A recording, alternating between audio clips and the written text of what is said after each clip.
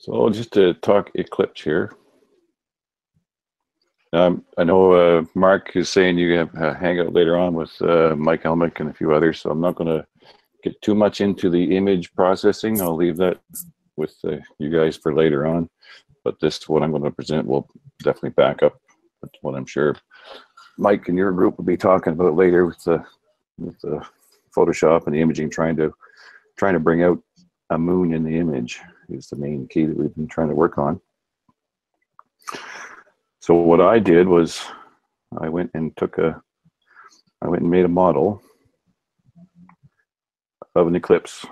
This is a 3D screenshot. So this is in Blender, I made a model, put a solid object in the model, put the light source behind it, put in the atmospheric particulate matter to the right ratios and densities of air, and with the right anisotropic properties of light coming through an air medium, and hit it with the light to simulate the sun, which is this is to scale, so it's at 1.5 million lumens, and the distances are correct to try and simulate an eclipse.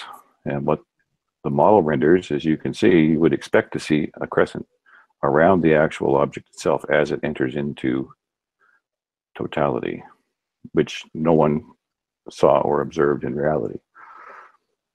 And then I went to the next phase to say, okay, well, how would the light distribution work within that type of anisotropic particle system?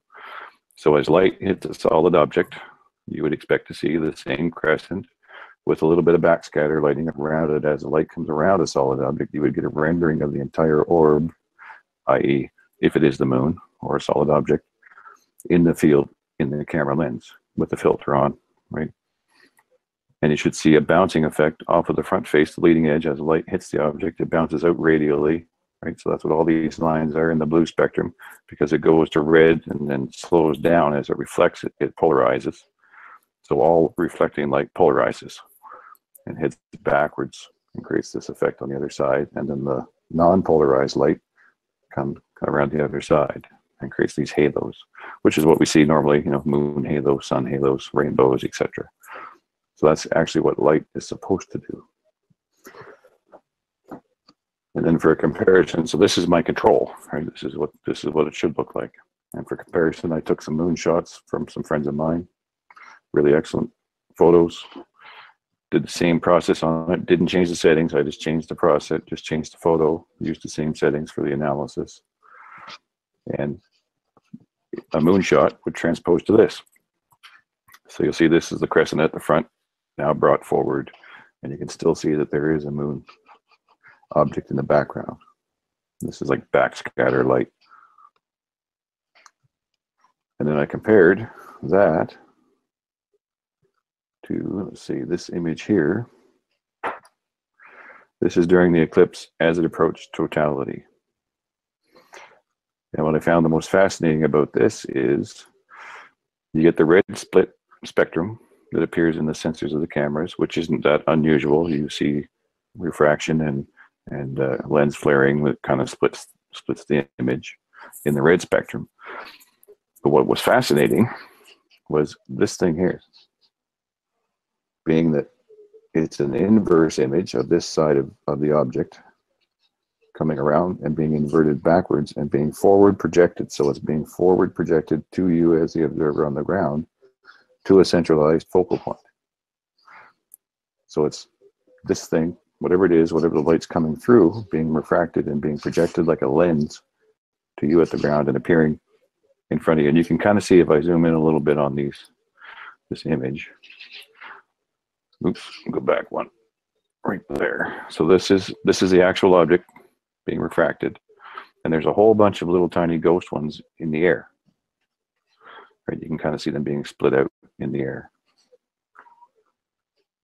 And what happened during the eclipse, well, I'll show you how that analyzes actually first. So what I analyzed was I took it to this spectrum gradient to take out some of the red and bring the black forward, right? So I could, wash out all the interfering light patterns to see what I could see. And it renders out to this here. And there's some interesting things in this picture. So here's that object again being forward projected. There is something a little bit of a dot up here that appears to be a physical object of some kind.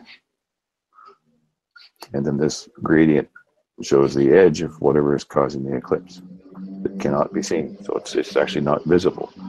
Because when I take it to the other spectrum, like I did with the moon and my control, there's nothing there, right? Absolutely nothing, except you can see that something is causing the magnetic field, which is, you know, light traveling through the field is photons, and photons have magnetic fields. So, you know, magnets can bend light as they travel through. They become polarized. You can see that this is the focus point, and those little half moons do kind of sort of appear in the gradient.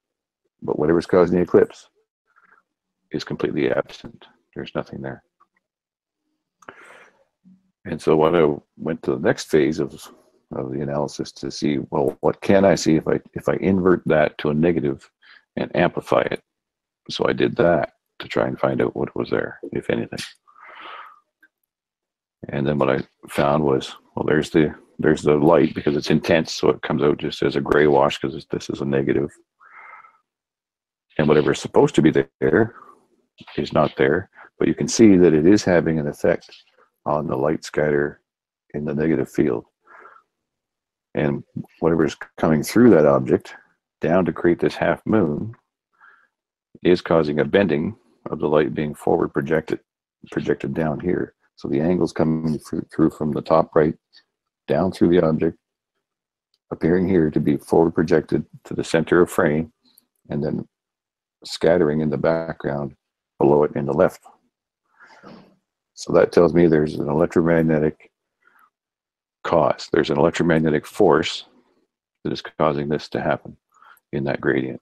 And I did it in 2 different gradients just to amplify it to see what's really happening here. Well, that's pretty amazing. Yeah, it is. Yeah. So then the next thing is, okay, well, what's causing that, right? And the typical NASA response in their videos online and the mainstream media is that what we're seeing, that blue object, if I go back here, this blue object here is coming down through the atmosphere plane above our heads, through our air and everything else. And it's being forward projected and causing all these little moons on the ground by the millions. People took thousands of pictures of these. Sometimes, depending on if you were north of the equator or south of the equator, they would appear upside down. Or if you were north of the equator, they appeared the other way, right? With the crescent facing up, and they were being inverted as a shadow. So this is like the same image being rendered as white light on the ground, because it's going through the blue into the white, and spectrum change. So then I said, well, where is that actually happening, and what's causing it? And I looked at some high altitude footage at 75,000 feet with the 360 camera. And that's what the eclipse looked like at 75,000 feet through a 360 camera. Wow. And there's all those little orbs again. I was like, wow, right? Like literally, wow. And there's the orbs. And you can see that, you know, there could be a little bit of frosting or ice or whatever on the lens camera, but it's at altitude, right? So it's cold up there, 75,000 feet.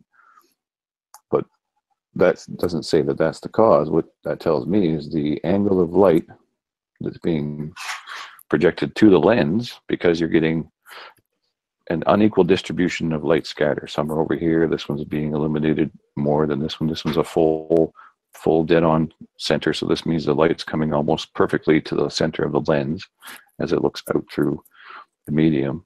You're getting a really nice rendering of the image.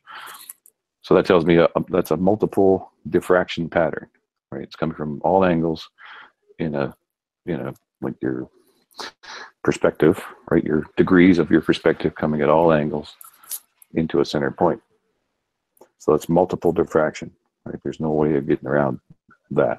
So millions of these diffraction angles are now being projected down onto the cat. And it's not just cats, it's dogs too. There's a dog, right? So we're going to be fair. The dogs got it too, yeah. It's raining cats and dogs. Yeah. So raining moons on cats and dogs. Raining moons on cats and dogs, yeah, exactly. So, you know, we've all most of us have seen that video where, you know, it was particularly initially NASA was trying to explain that, oh, that's just a pinhole effect where the light comes through the trees and causes the trees to act like pinhole cameras, and you get multiple projections on the ground. Well, being an artist and painter, I mean, that's another one of my hobbies. I do music, art, and paint. I know how pinhole cameras work, right? And what a pinhole camera will do is you can take a pinhole camera light, and what it does, it'll actually invert the image, but it projects the entire field of view, right, through a pinhole, and replicates the entire image on a background, right? It is true that pinhole cameras will work, but pinhole cameras will not split multiple images into multiple refractions unless it's coming from multiple angles. You see what I mean? You'd have to have a million holes in this type of screen, or on that mirror. This one's actually being projected through a pinhole and reflected off and bouncing in the room. But you'd have to have millions of holes in it, and each image coming from a different angle in order to get multiple images of the same thing from all different angles, like a three-dimensional effect. And that's what that is on the ground, is a three-dimensional scattering. Right? It's coming from all angles, every direction, multiple intensities. So there's no way to say that that is a pinhole camera effect. And we have to reverse that in our minds. So here I'll show you something here with the moon here. To be fair, we'll compare a picture of this image I showed you before with that orb thing, compared to a moon that Judith sent me. This is one of Judith's pictures. And she had sent me, and she said, here's the red. So the red is normal, right? And this green here, greenish area, if I was to invert that and do the same thing, you would see that, well, that's this just being reversed, right? That's normal. Light bouncing, there's the orb. But in this case, there is nothing here, and it's being forward projected through a lens, right? That's the only way. That's the comparison. The moon will scatter it and cause a flash image or a flare of itself. And this is completely different. So it's not the same thing. So then I concluded that, let me see what else is going on. One of the best explanations I could come up with in a model to say, how is that happening, is this image here. So I took it into a model. I made an orb. This is a plasma field of UV light. This is a solid object in a 3D model. So the light scatters everywhere within the model itself. So it's just like a square, but the light source scatters everywhere. So it's going in all directions. But since the source is localized to a projected point, as the light bounces around in the field, the particles go through the orb and go back to the source. So that creates a shadow. So if you imagine that you were standing inside of this orb looking back towards the sun, you would actually be seeing your own shadow, canceling out the light that's trying to reach you, because now it's going back just as fast as it is trying to come towards you. It's your own shadow, in essence, traveling backwards. That's one of the processes I'm trying to understand, see how that works. Then I simulated in a model the same setup. So I took a light, a very intense light, 1,000,000 lumens. This is a solid, right here is a solid moon simulated object, or something to interfere. It's a sphere to interfere with the light. And then this area here is a simulated dome lens to give it something to appear on and focus on. And then this field underneath here is a particle field. So it's a semi-transparent particle field to simulate the atmosphere. So it hits that, bounces through, creates the half moon through the air, and bounces on the ground to create the half moon over here. So that was my first attempt to say what can be causing this. So you can see that in this rendering, in this model setup, it's just a projection, like a standard projection at a movie theater type of idea. So it's backlit. This would be like, what was his name that did the one with the monkeys, the Space 2001? Yeah, Stanley Kubrick came up with this back projection type of thing, right? So the whole NASA thing. But anyway, that's kind of like what they use. But you can see you only get one rendering of the image, and as it travels through the lens, hits the air, travels to the ground, it expands to create what would be a shadow on the ground or illuminated crescent. It's not making millions of them, right? It's only making one. And no matter where you move the light source, you're only going to get one image projecting forward through that type of lens. So that tells me that in order to make this happen, you need millions of lenses, individual crystals, and the light has to be traveling down the center of a crystal to be projected like a hologram or like a laser. Like when you do a laser, you send the light through a crystal, make a perfect laser, focus the light, and then it hits the ground like a laser beam from many, many angles, all at the same time. Eclipse, without an object being there, the best explanation I can come up with for that so far is electromagnetic interference.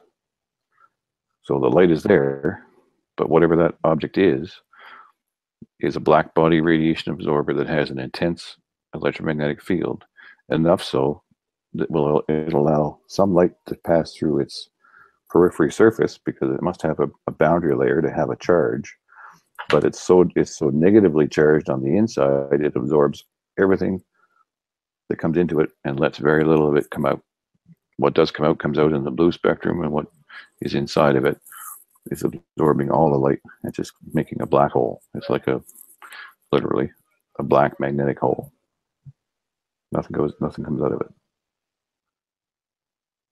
So I took that idea and I took this image of the eclipse sent to me by a friend and started to say, okay, the light scattering from around the outside is following a magnetic pattern. This is just a magnetic toroid. So I'm trying to visualize that in 3 dimensions to either rule out that it is an electromagnetic orb object or planetary object that's above the dome and interfering with the light path trying to reach the surface and just canceling it all out. And it has some interesting ramifications too.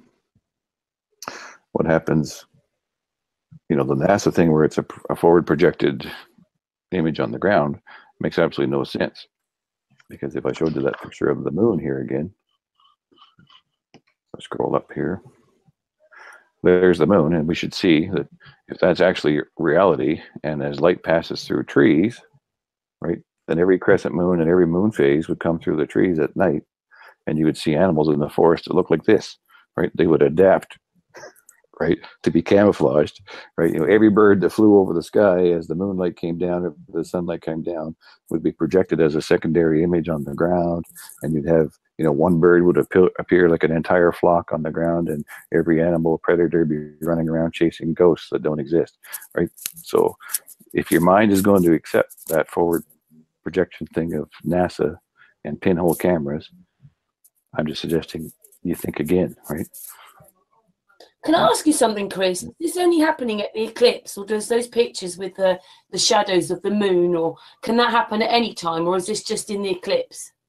This is just during the eclipse. See, and that's what makes me ugly, is because I think it was either Time or Now This did the NASA video, and it actually says in that NASA video that this happens normally all the time. Sunlight or light, this is a normal process. Well, that's a complete and utter nonsense. It's not a normal process. It only happens during eclipses. Like I said, otherwise the moon would do it every day, right through the forest and the trees, and the sun would do that every day. If something passed between it and the pinhole camera in a tree, and there was a bird sitting in the tree, well, then you would see 1,000 birds on the ground, right? It doesn't happen, right? And it just blows my mind why that is. Yeah. But the long story short, if I can bring up some other, can I just say, in the chat room, Ditra, Dave, down the rabbit hole, Dave, he asked if you would show your tree with the apples in it. The tree, yeah.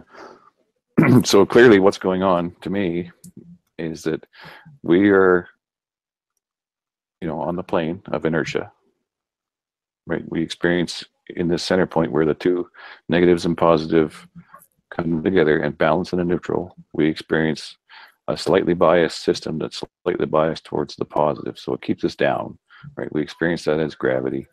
we're on the plane of inertia in the center of a magnetic field, toroidal, like a double toroidal field.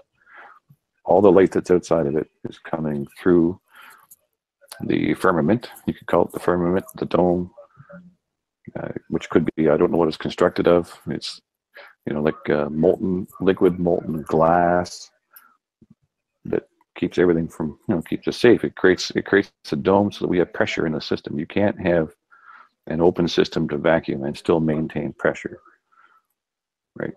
It just doesn't work. So you have to have something to contain the pressure that we experience as atmospheric pressure of 14.6 psi, whatever the number is. It's around 14 psi, right?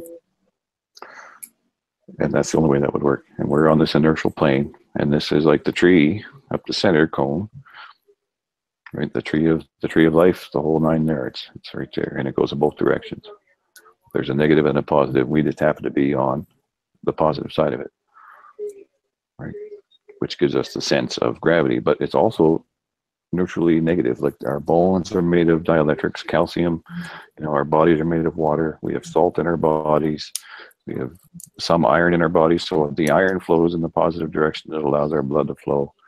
The dielectrics and the negative side of it in our bones is actually what's holding us up. So it's the bottom side, the negative, that's actually allowing us to stand, because it's actually levitating us to a certain degree, you know, helping our bones, which are calcium, float in a magnetic field. So that's the basic construct, and we're in the center of it. So then I got looking at the electrical side of it and studying the moon. Since we're talking the moon and the eclipses here, a friend of mine, Brad Gillen, he sent me these pictures, and what we did was oversaturated them just to bring out some of the colors of the image we were seeing. And the images in the color phase lines up with anodizing of titanium and other rare alloys.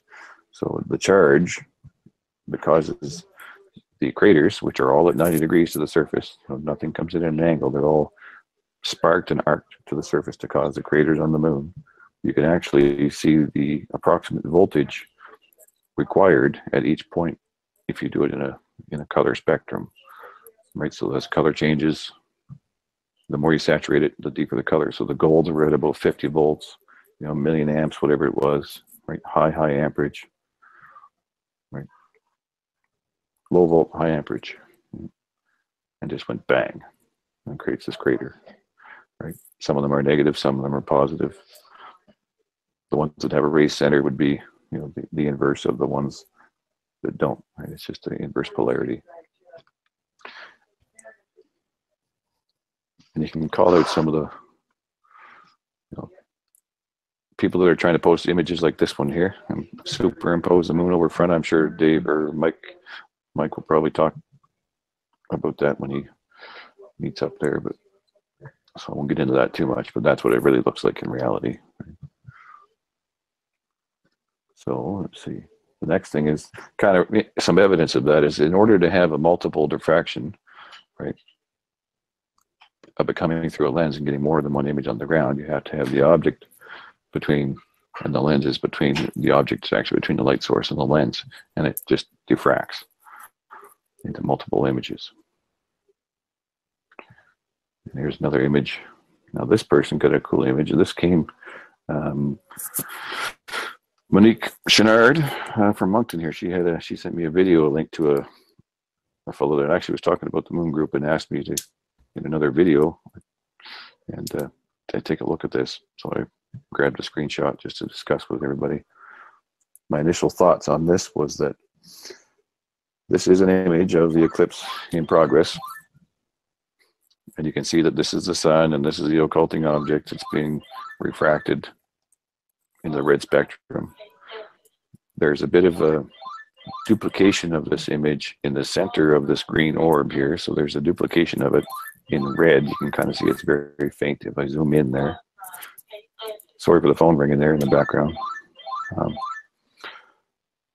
So there it is again. It's kind of like purpley pink here now. So that's just this image duplicated. And because of that, you can deduce. You say, okay, well, if this image is being duplicated slightly as a doubling effect, so that's a double image. then this green image is a double image of this red image. And if I was to take that out and do some color spectrum, if I had the original image, you could probably do that. And you would say that this Ankh type shape with the polarized plasma bouncing around inside whatever that is, it's like a plasma ball, you know, the ones you put your hands on, right? Static charge, the plasma's on the inside, you touch it on the outside, and these lightning bolts, you know, dance around the glass, right? That's, to me, that's my first instinct, is that's exactly what that looks like, right? So I'm leaning towards some sort of a, outside of the dome, there's another object that the light's passing through, canceling out the sun and projecting it forward. And it looks to be spherical of some kind, or some kind of a lens.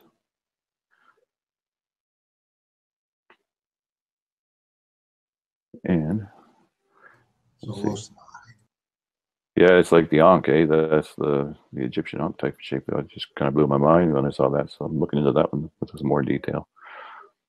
But the main rub here is that the system and the plane that we're on in this reality, like looking at all of this evidence and the eclipses and everything else, is that the whole secret of the system is a dielectric neutral on the bottom, which goes back to that, the tree shape there, the double toroid. So we have the negative and the positive on the bottom, and the circuit, like we've gone through all those circuits of the ancient history with the cities being destroyed and the craters in the ground and all the destruction in the history and everything, is basically this. It's the earth and the oceans are a dielectric, and of course it has positive and negative, you know, iron mountains versus, you know, salt mountains and everything else. It's obviously well distributed, but it has a bias to the negative dielectric. And then the positive is on the outside in a Gaussian sphere, like under the dome. The dome would have its own charge, capacitance. Essentially, it's a giant capacitor. The dome itself is the outside boundary. And then the Earth center is a neutral. And it's just a positive and negative dielectric dance in the middle. And if you had an air gap, right, to the ground and the air, and then plug that into the water, you've got the circuit that Tesla had in Tesla's tower. Right, it's exactly the same circuit with a coil on the top, a pipe into the ground, tapping into the water, and the ground circuit, and then an air gap in the vacuum in between, and the coil takes it off as a charge. And that's exactly what Tesla was doing, and I think that's why J.P. Morgan and all the rest squashed and confiscated and hid all of his work, amongst others. I mean, every time someone tries to come to the surface and bring this forward, it just gets squashed, because I think, one, you have to treat it with a lot of respect, because if you don't do it right, you know, you could be bringing down whatever it is above our heads onto our heads if you don't control it properly. And two, it's a free energy circuit. I mean, it's an unfathomably huge, never-ending free energy source, right? It's easily tapped into. It's just three-phase power with a vacuum gap. But, you know, you'd have to regulate and treat it with respect, obviously, and you don't want any Joe Blow out there trying to tap into the sky, because it's a dangerous source. And that's the thing, that, you know, they don't want that information coming out, whoever they are, you know, the ones, the powers that be, that want to control the energy and the oil and the power and everything else. It is really that simple. It's that simple a circuit. Just to go back to the eclipse thing, I did a little bit of an analysis here on some eclipse photos. What I did with this one is it's pretty much the same phase that I showed you before, where it's, you know, partial eclipse, and the object you can't see it, but the object would be in this zone here, and I'm zooming into just the edge of the object, right at the edge of wherever that arch is. And when I zoomed in on it, right, you can see that, yeah, it looks like there's craters there. Right, there's some craters and, you know, some backscatter light inside the black spot, right, just at the edge. And I zoomed in on that and tried to get some images of it to see what it was. Different ideas. So that was interesting in itself. But then what I also did was I checked the other side of it. Right, you have to check the other. You know, if you're going to be looking at it, you got to check both where the image is being occulted and what's being scattered on this side. So this would be, in theory, on the other side of the sun. and you get the same images appearing in this field as you do over in this field. So it's the same thing on both sides, whether it's on the black side or the red side or the lit side. It's the same type of effect. So it's just backscatter, photon radiation that you're catching in the lens. So it doesn't indicate that there's any moon there at all or any object, because you get the same thing either way. It doesn't matter. There's no evidence that that is actually the moon. So it's found it quite fascinating. So basically, nobody saw the moon before, during, or after the eclipse. That's correct, in my opinion. Yeah. So the conclusion would be that the moon didn't cause the eclipse. That would be the logical conclusion, right? That's my logical conclusion. Yeah, it wasn't observed. Now, it's not to say that the moon during its phase of new moon isn't in the proximity of the sun and or behind it or somewhere else in the same field, right? And both are being occulted, right? Because we know the new moon phase is being occulted during the new moon. It just, once a month it does it. That's a natural thing. So the difference is that the moon would pass through that cancellation field, every month, but the sun only does it, 3-4 times a year, right? So the constant is that there is something that is interfering with the light of both objects, right? A new moon is essentially a solar eclipse. It happens once a month. Right. The phases of the moon is a perpetual eclipse. It just phases in and out of eclipse phase, right? It just never stops. But the sun only hits that point, 4 times a year. It's just a different path of the light. Right. So could the sun be acting like the moon's phases, just only several times a year? Yep, that's what I'm thinking. Yep, exactly the same thing. So whatever's causing that it's consistent with both, but it's independent, right? Yeah, makes sense. I mean, yeah. With those photographs we also now, it kind of makes sense. Yeah. And what about I was thinking about the meteor craters, which are obviously not caused by any rocks from outer space. So yeah. Could it have something to do with this electromagnetic force and with their lunar craters that we see? You mean is there a tie-in between the craters on the moon and the craters on Earth? Is that what you mean? Yes. Could they be caused like from a electromagnetic force acting under the Earth somehow? Oh yeah, absolutely. Yes, that's exactly what it is. In my opinion, it's the majority of the craters on Earth are caused by electromagnetic strikes and the cataclysmic type of arcing out. And it's quite possible that at one point in history, ancient history, the moon was actually involved in a huge electromagnetic storm, shorting out to the Earth's surface. Absolutely. That's, people want to kind of look into that theory and stuff and how that actually works is I recommend the Electric Universe websites, and there's 20 years worth of research there. But the interesting part is you can't find that on Wikipedia. It's actually a banned topic on Wikipedia. So the mainstream is not allowing anyone, or they're trying to stop people from looking at the Electric Universe theory because it backs all this up 100%. And even though the Electric Universe, I think the majority of those people that are studying, because they're all PhD electric, physicists and plasma physicists, and it's really high-end stuff. But the majority of those people aren't flat earthers. But the foundational principles upon which the Electric Universe theory is built is exactly this principle, right? It's a dielectric field. We're in a dielectric circuit, and we're in a capacitance type of process between the two. There's a charge differential. As above, so below, but it's inverted, and it's just backward. Yeah, it kind of makes sense. And also that, like, I find interesting the meteors that, the only thing we see are some lights crossing across the sky. We've never observed, there's no footage of any rock of any kind. So I think the meteors could be electromagnetic or electric phenomenons happening maybe in the dome or whatever you want to call it. Yeah, the way I see that is if there was a crystal lattice type or a crystal, even if it's semi-plastic or fluid, like when we look at the Cola 8 project, which it drilled into the Earth's surface for, I don't have any pictures of it, but you can look it up. The Cola 8 project drilled as deep as it could go for 20 years straight. The drill ran 24/7, 365 days a year for 20 years. And it never drilled any deeper, I think, than 12 kilometers or 8 miles roughly. It couldn't get through a barrier at that level. Because when I looked at the reports, when I was in the mining industry, I used to work in it, that was my profession.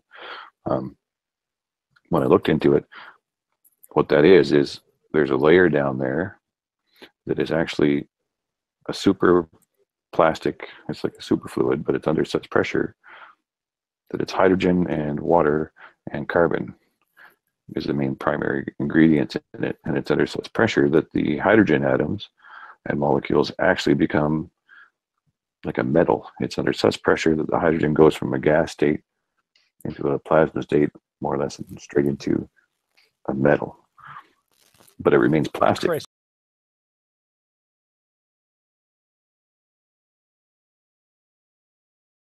Globe Life fart. Globe Life fart.